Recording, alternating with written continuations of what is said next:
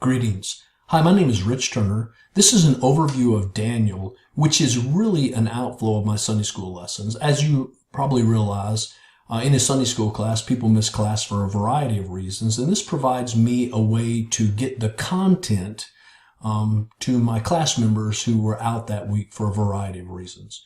So although we will not capture the things that came up in class and direction that we may have went to look at that question, this will provide you at least with the content that we covered in the class that week. So, an overview of Daniel.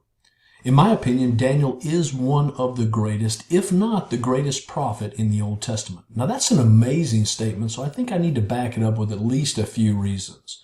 Number one, to my knowledge, Daniel is the only prophet who was given by God the exact time frame of the coming Messiah, and that's Daniel chapter 9.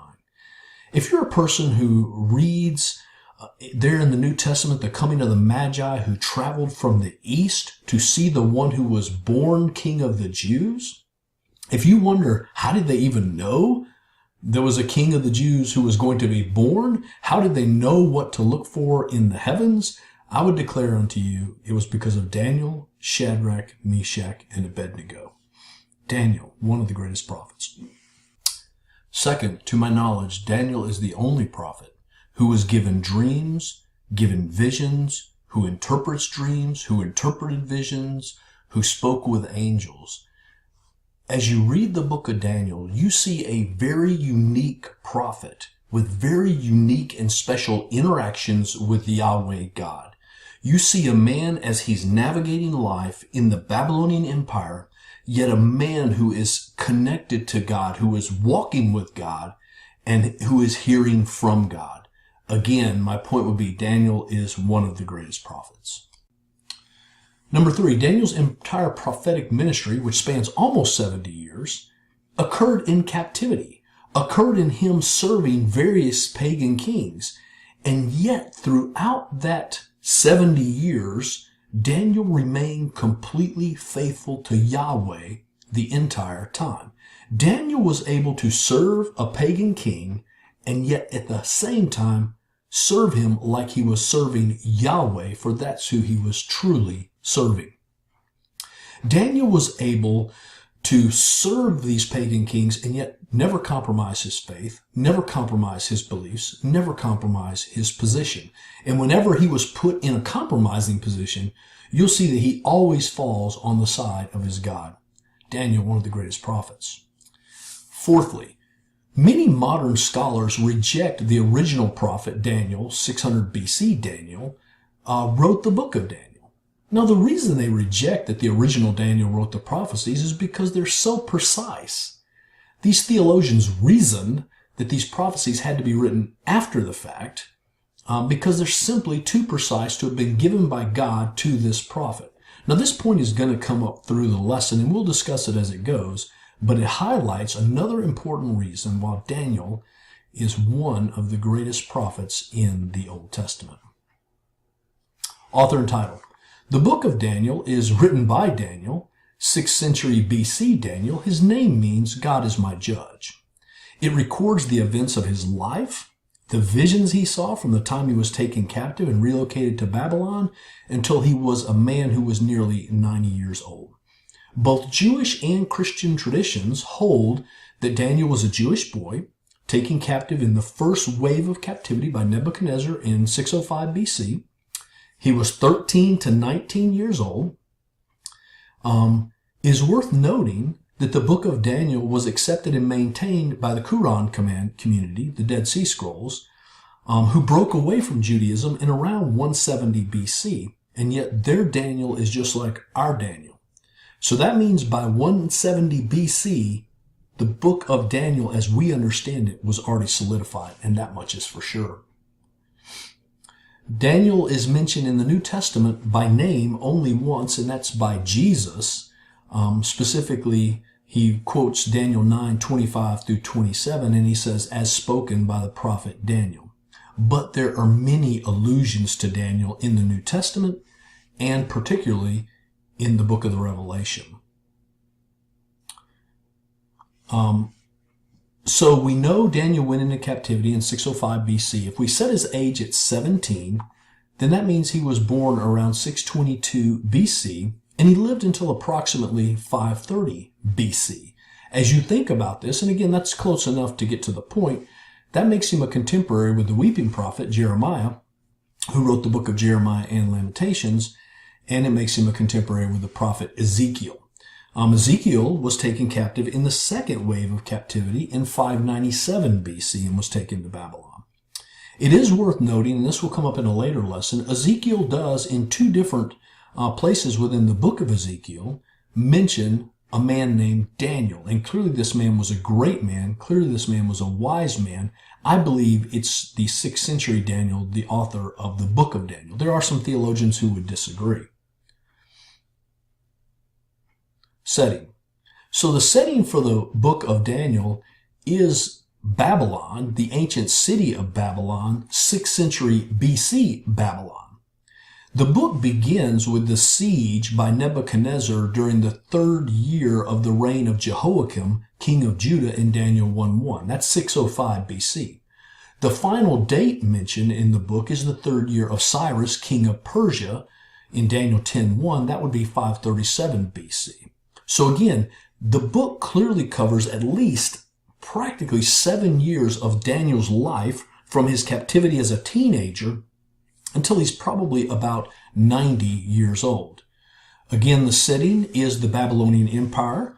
The setting is in the ancient city of Babylon. It's important to note, and this just shows an expansion of Babylon and the areas it influenced at its peak under Nebuchadnezzar. It is important to note that the trip from Jerusalem to Babylon is 500 miles in a straight line. Scholars tell us that when you factor in trade routes, that trip on which Daniel marched and then later Ezekiel marched and many other young men and women marched could have been as much as 900 miles across the desert. So no doubt many people died in the trip from Jerusalem to Babylon. So they may have survived the siege, but it wasn't over yet. That is the setting. But more precisely, the setting is the city of Babylon. This is just sort of an overview of Babylon.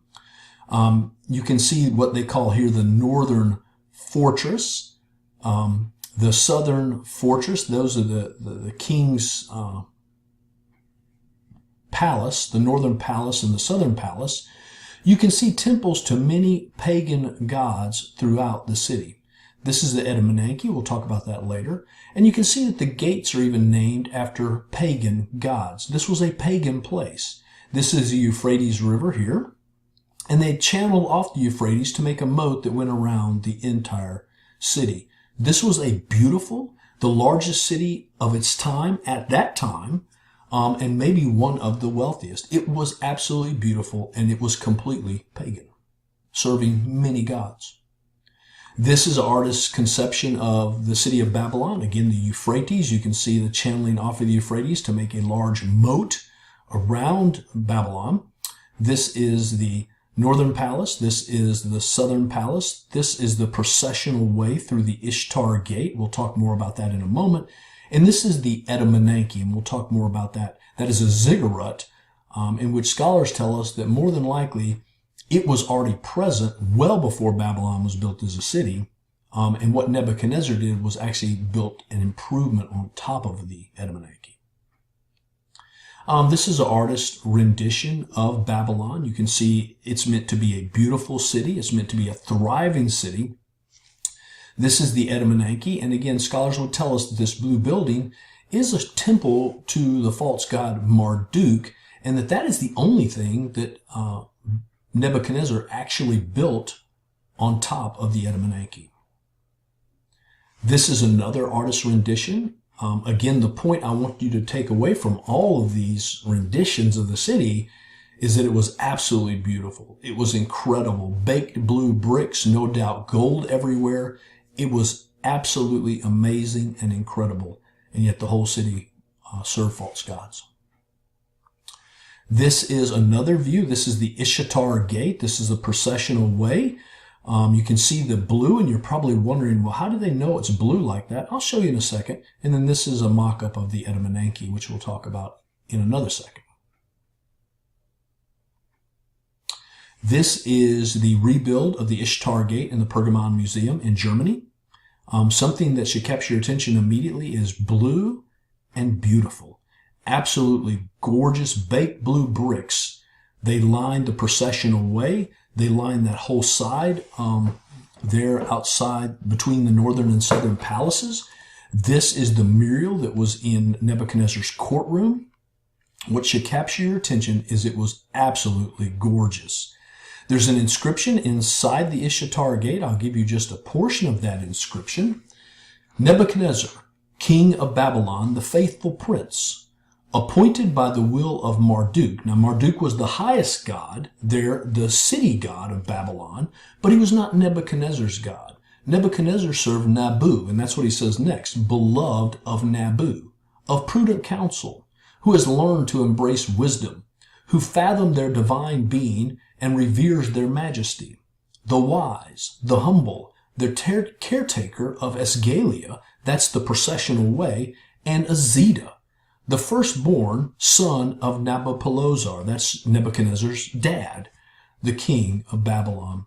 This is an inscription made inside the gate, and you get some ideas about Nebuchadnezzar, about the God he served, and about his love for wisdom. That's the mural in Nebuchadnezzar's courtroom. I showed you that with a different angle. These are all over the place. They're along the processional way. These lions with wings of eagles. This will come up later. Remember this.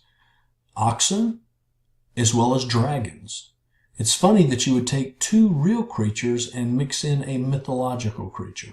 That probably won't say anything more about that other than, isn't that puzzling? This is a rebuild of the Ishtar Gate and the processional way. This was done by Robert Coldaway, the one who excavated for most of his life Babylon. And this is a rebuild of the processional way leading to the Ishtar Gate.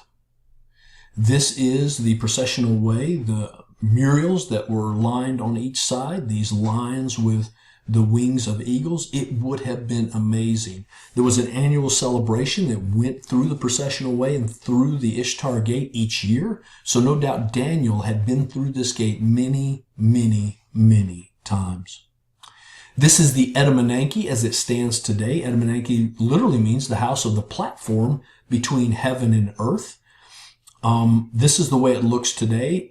History tells us that Alexander the Great destroyed the Enema Nike with the plan to rebuild it. He just never got around to rebuilding it. This is an inscription by Nebuchadnezzar honoring the Enema Nike, and in part, here's what it says. Enema Nike, Ziggurat, Babylon.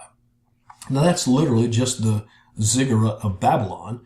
The tower, the eternal house, I completed its magnificence. Now that's interesting. He didn't build it, he completed it. He goes on to say it's the most ancient monument of Babylon. So in other words, it existed before he got there. In fact, history would tell us that he only built the blue bricked shrine on the top of the Enema Nike. He goes on to say, I built it and finished it. I made it the wonder of the people of the world. I raised its top to heaven, made doors for gates, and covered it with bitumen and bricks. So the question would naturally be at this point, if Nebuchadnezzar did not make the Enema Nike, the platform of the house between heaven and earth, who did? Well, I think the answer is in the scriptures. Let's look at two places just real quick. This is Daniel 1:1-3. In the 3rd year of the reign of Jehoiakim, king of Judah, Nebuchadnezzar, king of Babylon, came to Jerusalem and besieged it. And the Lord gave Jehoiakim, king of Judah, into his hand, with some of the articles of the house of God, which he carried into the land of Shinar, to the house of his God. And he brought the articles into the treasure house of his God. Then the king instructed Ashpenaz, the master of the eunuchs, to bring some of the children of Israel, and some of the king's descendants, and some of the nobles. Now you'll notice that they were carried off to the land of Shinar, to Babylon, located in the land of Shinar. If we jump back to Genesis 11, we have this an amazing account following the flood. It says, now the whole earth had one language and one speech. This is Genesis 11. And it came to pass, as they journeyed from the east, that they found a plain, notice it, in the land of Shinar. And they dwelt there. Then they said to one another, come, Let us make bricks and bake them thoroughly.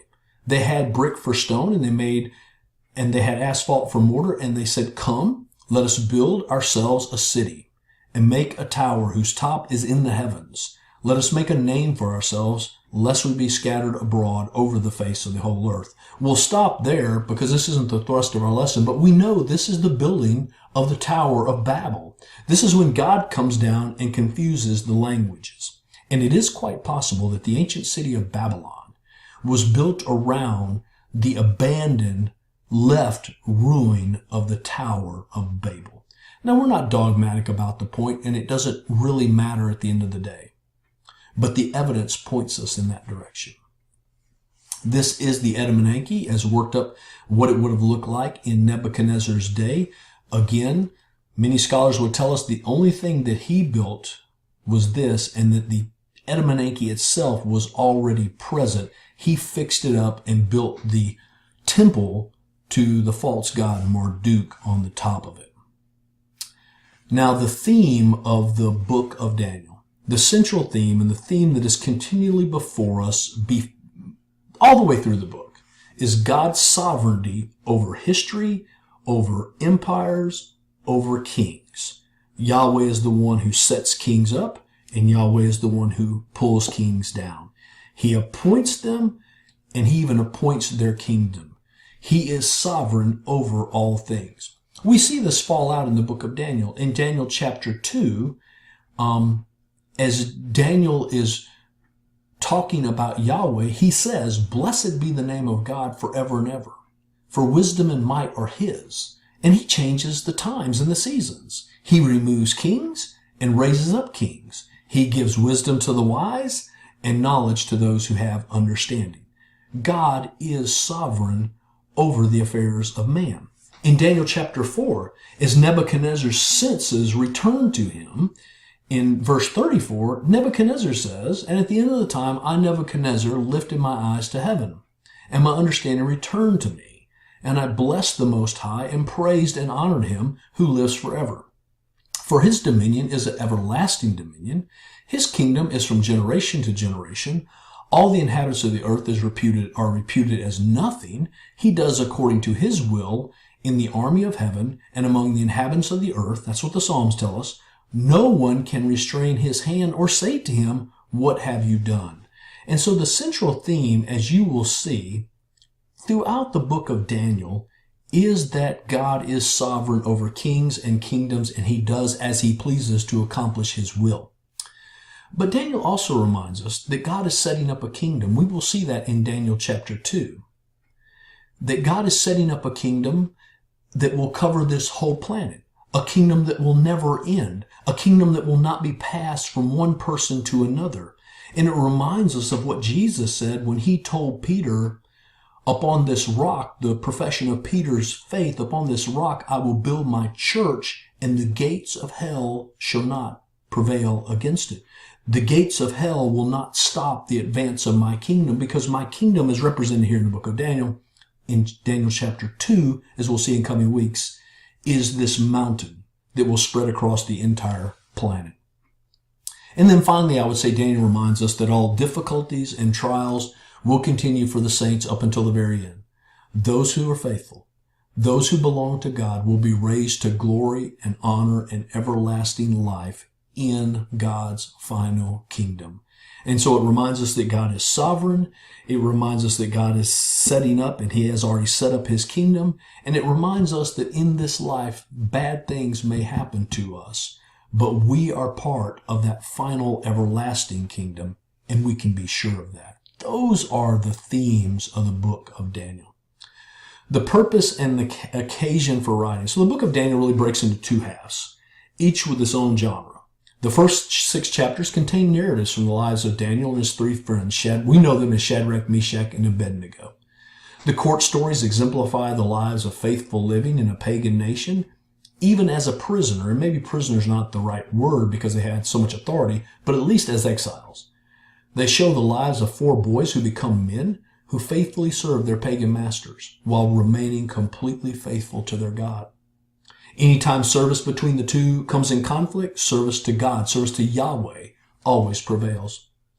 These boys become men can teach us how to work in a pagan world, actually be loyal to a pagan supervisor, an ungodly supervisor, a supervisor who is a witch, and yet never compromise our supreme loyalty to God.